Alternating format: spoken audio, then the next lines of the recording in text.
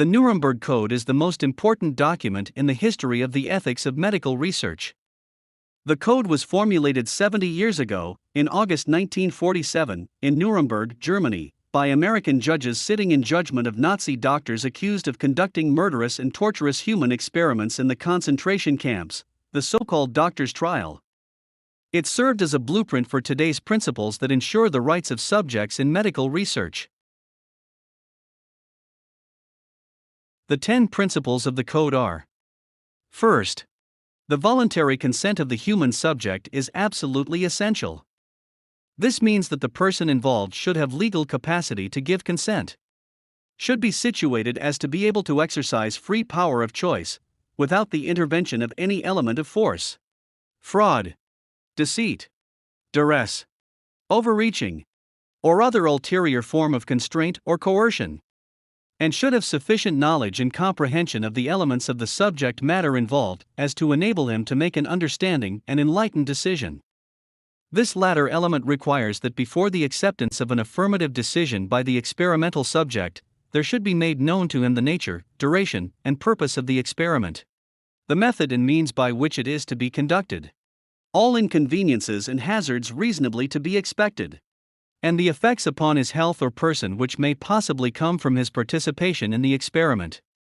The duty and responsibility for ascertaining the quality of the consent rests upon each individual who initiates, directs, or engages in the experiment.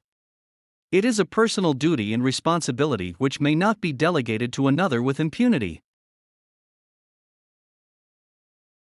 Second, the experiment should be such as to yield fruitful results for the good of society, unprocurable by other methods or means of study, and not random and unnecessary in nature. Third, the experiment should be so designed and based on the results of animal experimentation and a knowledge of the natural history of the disease or other problem under study, that the anticipated results will justify the performance of the experiment.